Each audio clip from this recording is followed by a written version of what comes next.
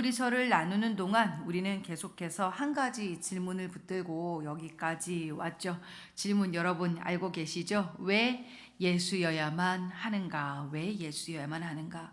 세상에는 붙잡을 것도 많고 또 의지할 만한 가치도 참 많아 보이죠. 경험, 능력, 관계, 물질, 심지어 신앙의 열심까지도 그러합니다.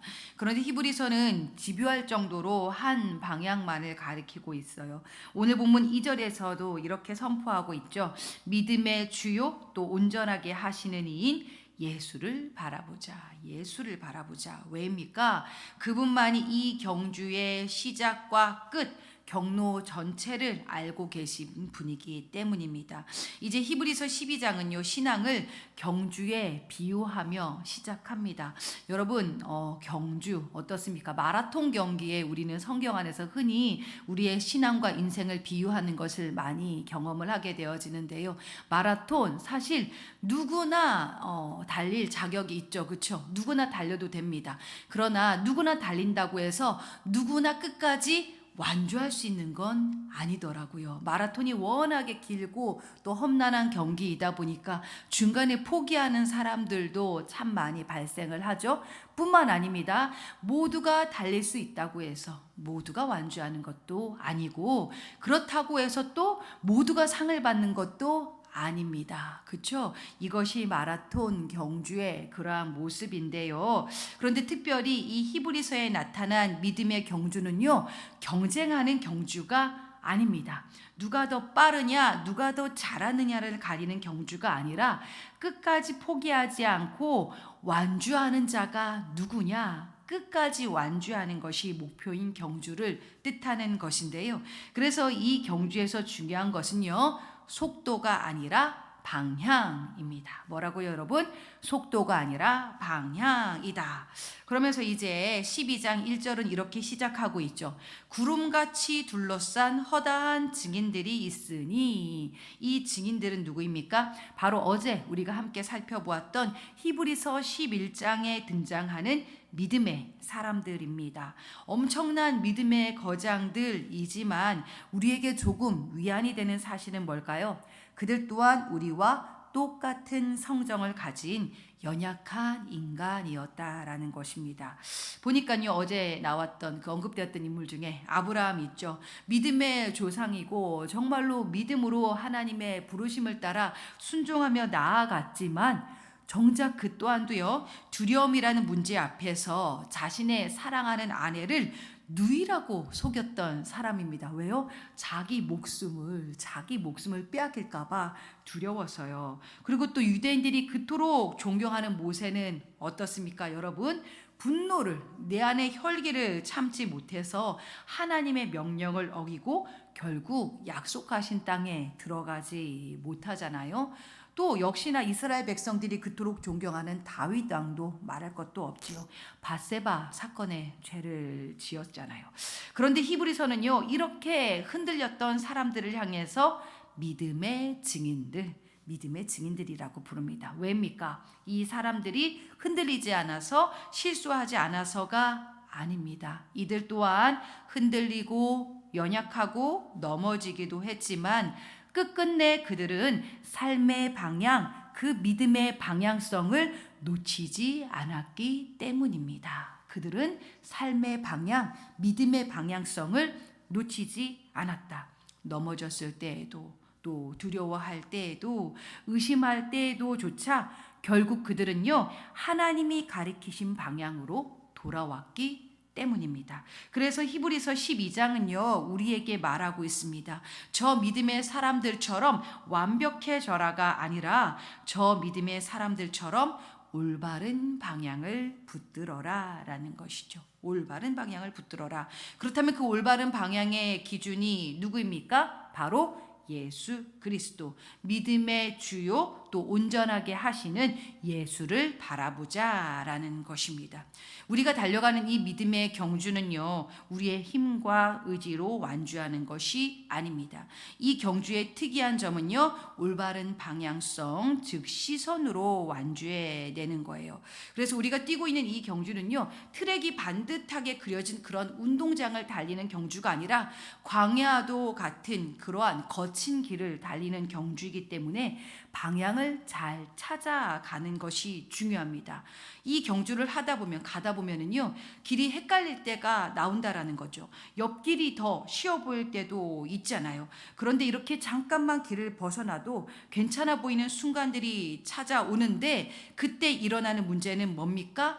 방향을 잃어버린 채로 계속 달릴 수 있다라는 겁니다. 하나님께서는 이 시점에 틀어진 방향을 다시 올바른 방향으로 교정해 주시기 위해서 우리 인생 가운데 찾아오셔서 친히 관여해 주십니다. 그게 바로 오늘 5절부터 등장하는 징계입니다. 우리 인생에 자꾸 고난이 찾아오고 왜 이렇게 힘이 드는가 싶은 그런 징계와도 같은 시간은요, 결코 우리가 실패했다는 증거가 아닙니다. 오히려 우리가 하나님의 자녀라는 증거, 제대로 방향을 교정하기 위한 하나님의 어루만지심이다라는 것이죠. 만약에 경주 중에 방향이 틀어졌음에도 불구하고 아무런 관여하심, 아무런 말씀도 없으시다면 그건 이미 나와 상관없다, 나를 포기했다라는 뜻이기도 합니다. 이게 진짜 심각한 영적 상태인 것이죠. 나를 그냥 내버려 두심. 이것은 결코 축복이 아닙니다. 그렇기에 징계는 도리어 하나님의 관심이자 다시 올바른 길로 교정할 수 있는 은혜의 시간입니다. 하나님은요, 우리에게 더 잘해라가 아니라 제대로 된 길을 가라라고 말씀하시죠. 그래서 11절은 이렇게 기록되어 있어요. 후에 그로 말미암아 연단받은 자들은 의와 평강의 열매를 맺느니라. 여기서 열매는요, 여러분, 억지로 만들어내는 결과가 아닙니다. 방향이 다시 바로 잡혔을 때에 자연스럽게 맺어지는 결과입니다. 징계와도 같은 시간 여러분 보내보신 적 있으십니까?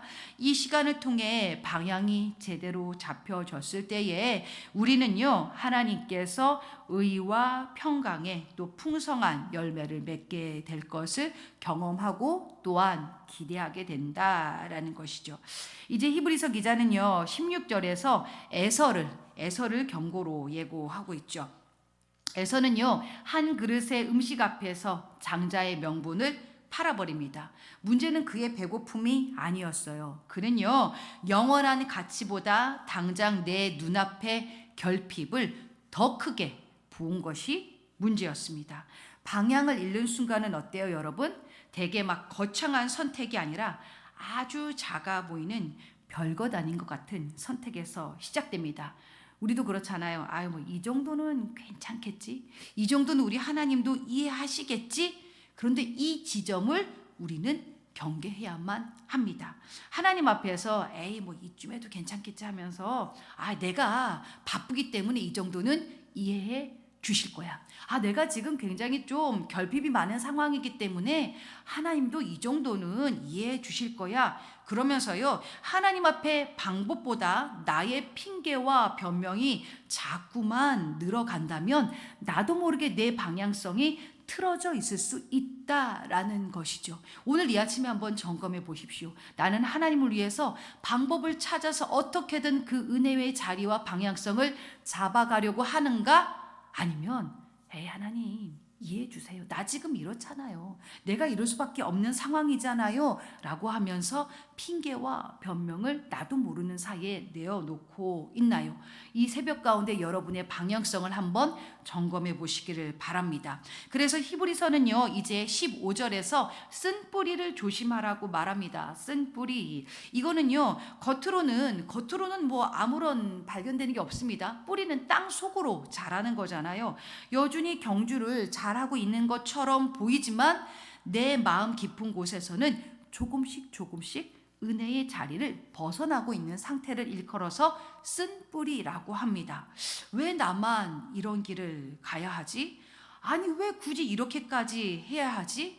왜 내가 이렇게까지 손해봐야만 하는 거야? 왜 자꾸 나만 상처받는 것만 같은 거야? 이렇게 상한 감정, 부정적인 생각들이 자꾸만 마음에 머물다 보면은요, 그게 바로 쓴 뿌리가 됩니다. 그래서 히브리서는요, 쓴 열매가 아니라 이 쓴 뿌리를 경계하라고 말하는 겁니다. 겉으로 봤을 때는 아무런 문제가 없는 것처럼 내가 달려가고 있지만 정작 내 내면이, 내 심령이 보이지 않는 곳에서 조금씩 뭔가 방향이 틀어져서 가고 있다라는 것이죠. 이게 정말 위험한 것입니다. 이 쓴 뿌리를 조심하라. 그래서 히브리서 12장은요, 우리에게 이제 두 가지를 점검하게 합니다. 첫째, 나는 지금 무엇을 바라보고 있는가? 내 시선의 문제죠. 세상인가? 사람인가? 내 감정인가? 아니면 예수인가? 한번 여러분 점검해 보시기 바랍니다. 나는 지금 무엇에 집중하여 무엇을 바라보고 있는가? 둘째, 나는 지금 어디에 서 있는가? 내 자리의 문제입니다. 흔들리는 염려와 두려움의 자리, 정죄와 불신과 판단의 자리, 아니면 은혜의 자리, 바로 예수 그리스도 그분 곁에 자리 잡고 있는가? 그러면서 이제 다시 원래 히브리서다운 질문으로 돌아가 볼까요? 그래서 왜 예수여야만 하는가? 이제 히브리서 12장의 대답은 분명합니다. 예수는요, 더 많은 것을 요구하시는 분이 아니라 우리 인생의 완전한 방향이시며 28절에서 표현된 것처럼 흔들리지 않는 나라, 그 자체가 되어 주십니다. 그래서 오늘 본문은 이렇게 마무리를 하고 있죠. 그러므로 우리가 흔들리지 않는 나라를 받았은즉 은혜를 받자. 더 애써라는 명령이 아니라 너 다시 그 자리에 서라, 머물러라, 붙어 있어라 라는 초청입니다. 여러분은 지금 무엇을 보고 있습니까? 그리고 여러분은 지금 어느 자리에 서 있습니까? 이 새벽에요, 우리의 시선과 우리의 자리를 다시 한 번 더 점검해 보시면서요, 다시 은혜의 자리, 주님 곁에 착 달라붙는 그 자리에서 오직 주님만 바라보며 흔들리지 않는 나라를 소유하는 저와 또 여러분이 되어질 수 있기를 주님의 이름으로 축복합니다. 나의 시선, 나의 자리를 한번 점검해 보시면서요, 오늘 우리 12장 말씀을 다 같이 한 목소리로 합독하도록 하시겠습니다. 시작. 이러므로 우리에게 구름같이 둘러싼 허다한 증인들이 있으니 모든 무거운 것과 또 얼매이기 쉬운 죄를 벗어버리고 인내로써 우리 앞에 당한 경주를 하며 믿음의 주요 또 온전하게 하시는 이인 예수를 바라보자. 그는 그 앞에 있는 기쁨을 위하여 십자가를 참으사 부끄러움을 개의치 아니하시더니 하나님 보좌 우편에 앉으셨느니라. 너희가 피곤하여 낙심하지 않기 위하여 죄인들이 이같이 자기에게 거역한 일을 참으시니를 생각하라. 너희가 죄와 싸우되 아직 피 흘리기까지는 대항하지 아니하고 또 아들들에게 권하는 것 같이 너희에게 권면하신 말씀도 잊었도다. 일러스되 내 아들아, 주의 경계하심을 경히 여기지 말며 그에게 꾸지람을 받을 때에 낙심하지 말라. 주께서 그 사랑하시는 자를 징계하시고 그가 받아들이시는 아들마다 채찍질 하심이라 하였으니 너희가 참음은 징계를 받기 위함이라. 하나님이 아들과 같이 너희를 대우하시나니 어찌 아버지가 징계하지 않는 아들이 있으리요. 징계는 다 받는 것이거늘 너희에게 없으면 사생자요 친아들이 아니니라.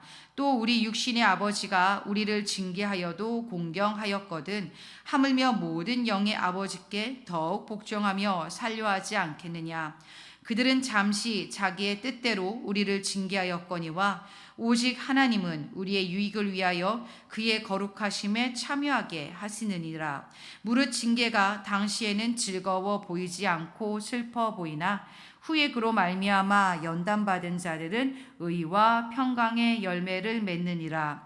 그러므로 피곤한 손과 연약한 무릎을 일으켜 세우고 너희 발을 위하여 곧은 길을 만들어 저는 다리로 하여금 어그러지지 않고 고침을 받게 하라. 모든 사랑과 더불어 화평함과 거룩함을 따르라. 이것이 없이는 아무도 주를 보지 못하리라.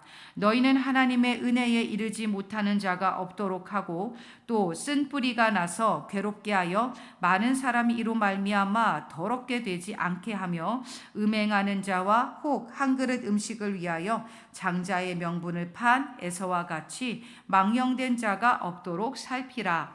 너희가 아는 바와 같이 그가 그 후에 축복을 이어받으려고 눈물을 흘리며 구하되 버림바가 되어 회개할 기회를 얻지 못하였느니라.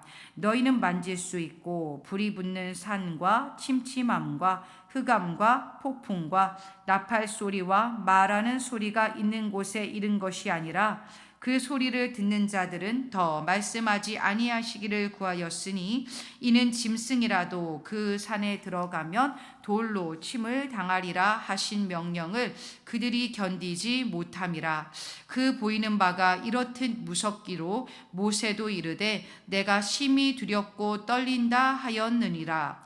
그러나 너희가 이른 곳은 시온산과 살아계신 하나님의 도성인 하늘의 예루살렘과 천만 천사와 하늘에 기록된 장자들의 모임과 교회와 만민의 심판자이신 하나님과 및 온전하게 된 의인의 영들과 새 언약의 중보자이신 예수와 및 아벨의 피보다 더 나은 것을 말하는 뿌린 피니라. 너희는 삼가 말씀하신 일을 거역하지 말라. 땅에서 경고하신 일을 거역한 그들이 피하지 못하였거든 하물며 하늘로부터 경고하신 일을 배반하는 우리일까 보냐. 그때에는 그 소리가 땅을 진동하였거니와 이제는 약속하여 이르시되 내가 또 한 번 땅만 아니라 하늘도 진동하리라 하셨느니라. 이 또 한 번이라 하심은 진동하지 아니하는 것을 영존하게 하기 위하여 진동한 것들 곧 만드신 것들이 변동될 것을 나타내심이라. 그러므로 우리가 흔들리지 않는 나라를 받았은즉 은혜를 받자. 이로 말미암아 경건함과 두려움으로 하나님을 기쁘시게 섬길지니 우리 하나님은 소멸하는 불이심이라. 아멘.